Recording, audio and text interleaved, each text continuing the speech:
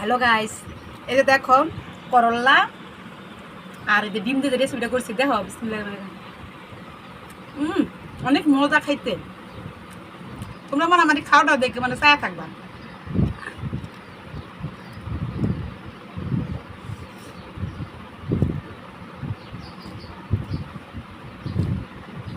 এটা মুরগির ইয়া, এটা কি জানি কয়, মুরগির এটা কি জানি কয়, মুরগি না কি জানি কয়,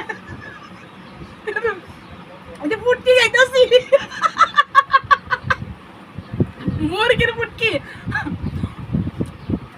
মুরগি পুটকি তো মজাই লাগে।